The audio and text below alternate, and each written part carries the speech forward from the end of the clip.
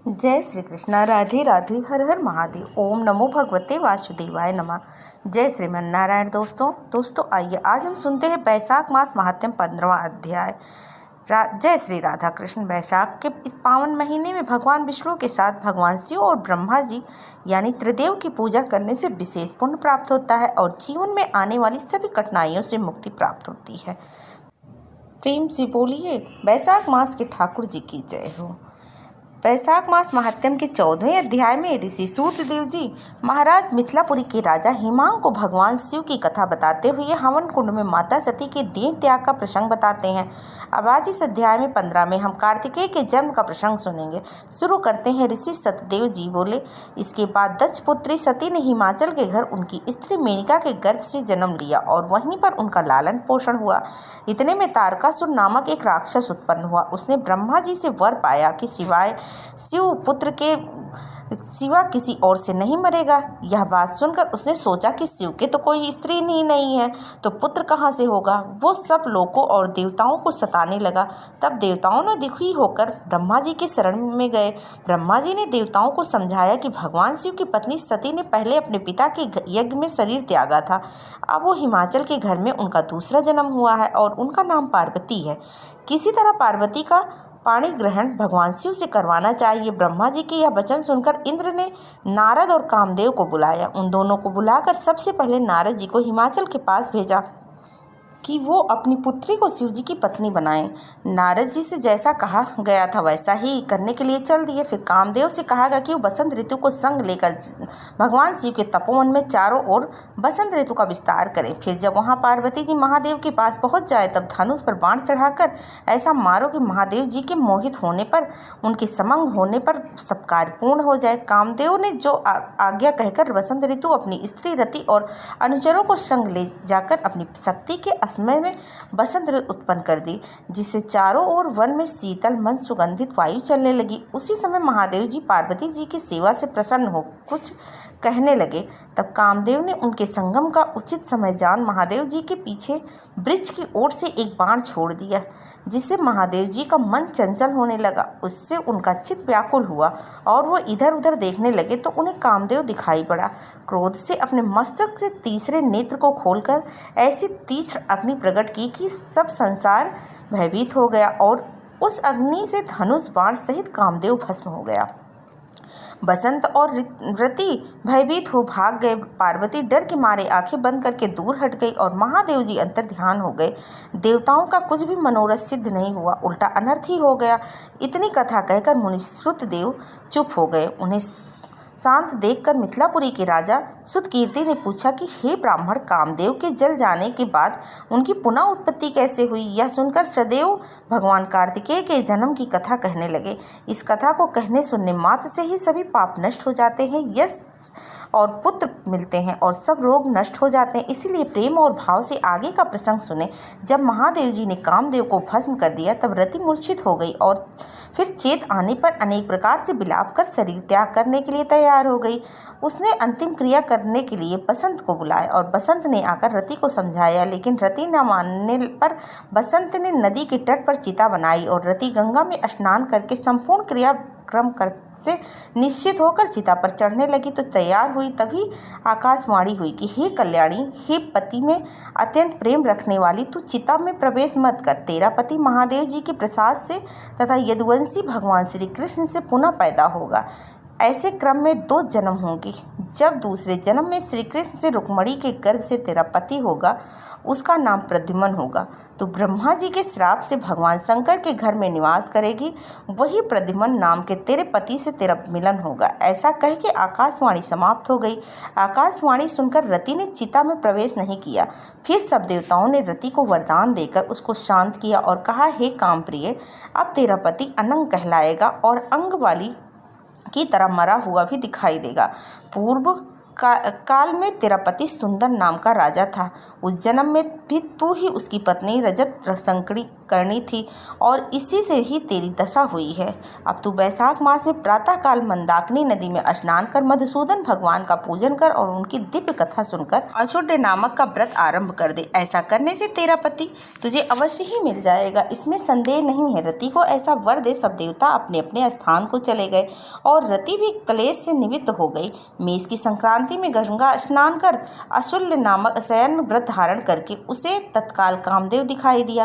पूर्व कल्प में भी यह बड़ा धर्मपरायण राजा था, मगर उसने वैशाख मास में कर्तव्य धर्म नहीं किया, इसीलिए कामदेव परमात्मा का पुत्र होने पर ही अंगहीन हुआ।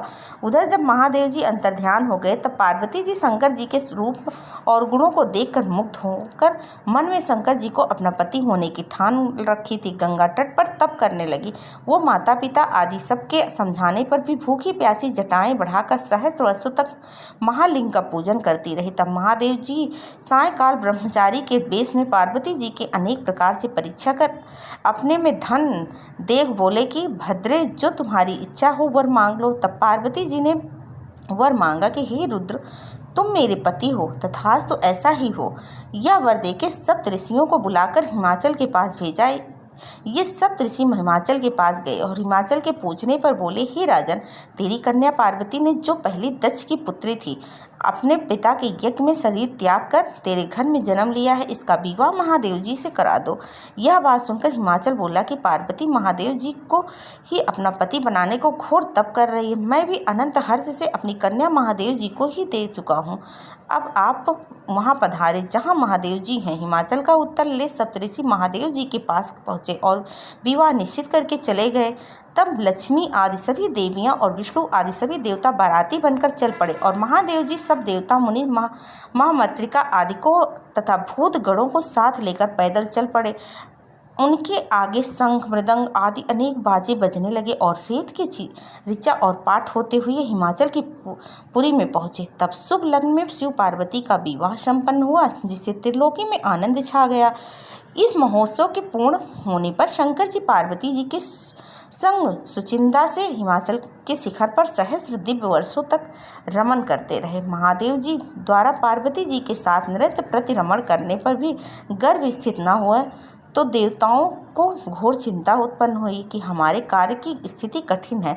तब खूब विचार कर अग्नि को बुलाकर उसका अत्यंत सम्मान कर जहाँ महादेव जी रमण कर रहे थे भेजा गया और कहा कि जब महादेव जी रमण कर चुके हों तो तब प्रकट हो उनके सम्मुख चले जाना, जिससे वो पुनः रमण न करें, क्योंकि तुझे देखकर पार्वती लज्जा के मारे वहाँ से हट जाएगी।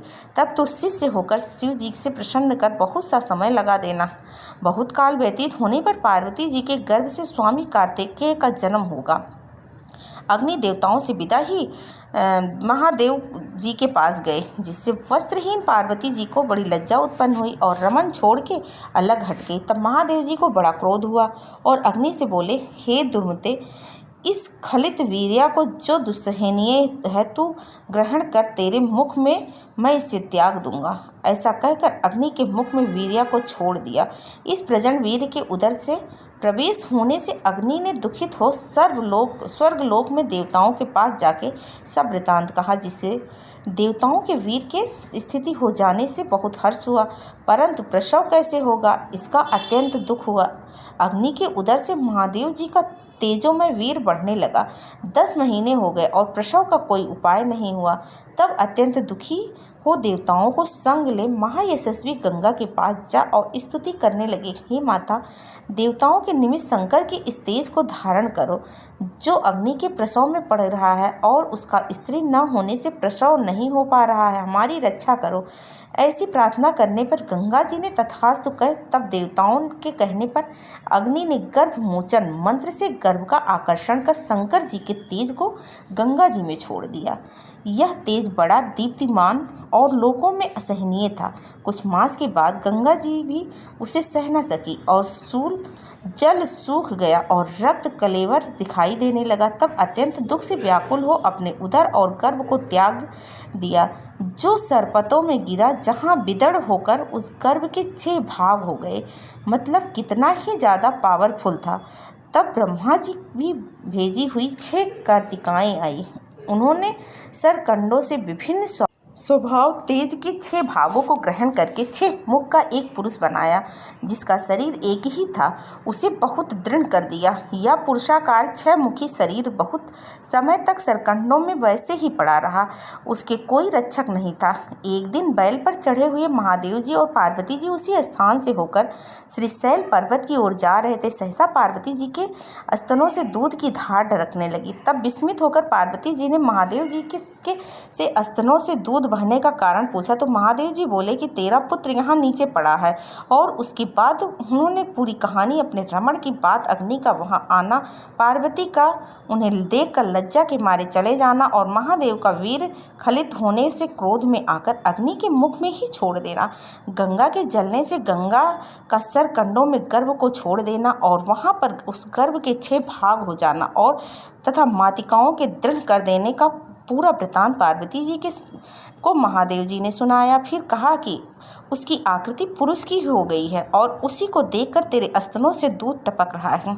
इसका पराक्रम विष्णु के समान होगा। तो इसका पालन पोषण कर, यही तेरा पुत्र है, इसे उठाकर ले चल। महादेव जी की बात सुनकर पार्वती जी के बालक उठाया और गोदी में बिठाकर दुग्धपान कराने लगी और पुत्र स्नेह से तत्पर हो महादेव जी के साथ कैलाश को ले गई और पुत्र का पालन अत्यंत संतुष्ट हुए। राजन, हे राजन, यह कार्तिकेय के जन्म की कथा मैंने तेरे सामने कही है। इसे नृत्य प्रति सुनने से मनुष्य के पुत्र पौत्र आदि की वृद्धि होती है। इसीलिए यह कहा गया है कि बैसाख मास में धर्म करने से स्त्रियों का विधवा योग भी मिट जाता है। कितनी बड़ी बात, उन्हें सौभाग्य मिलता है, अत्यंत पुण्य होता है और इसी के प्रभाव से अनंग कामदेव भी संग यानी अंगों से युक्त हो गए। जो लोग इस बैसाख मास में बिना स्नान दान किए बिता रहे हैं, उन्हें बहुत से धर्म करने पर भी अनेक दुख भोगने पड़ते हैं और इसीलिए यही एक मास संपूर्ण धर्मों के करने के लिए हितकारी है। बैसाख मास महात्म्य अध्याय 15वां संपूर्ण हुआ। कितना ज्ञान देने वाला अध्याय है। उम्मीद है इस अध्याय में बताई गई बहुत सी बातें आपको पहले नहीं पता होगी। कार्तिकेय जन्म की कितनी विस्मित करने वाली कथा है। इस अध्याय में यह भी बताया गया कि विधवा जैसा जो महादोष है वह भी सिर्फ बैसाख स्नान से खत्म हो जाता है। तो इसीलिए सबको बैसाख मास का सेवन जरूर करना चाहिए। कल अध्याय 16 में आगे की कथा सुनेंगे। प्रेम से बोलिए विष्णु भगवान की जय हो, माधव मास की जय हो, बैसाख मास के ठाकुर जी की जय हो। ओम नमो भगवते वासुदेवाय नमः। जय श्रीमन नारायण। धन्यवाद।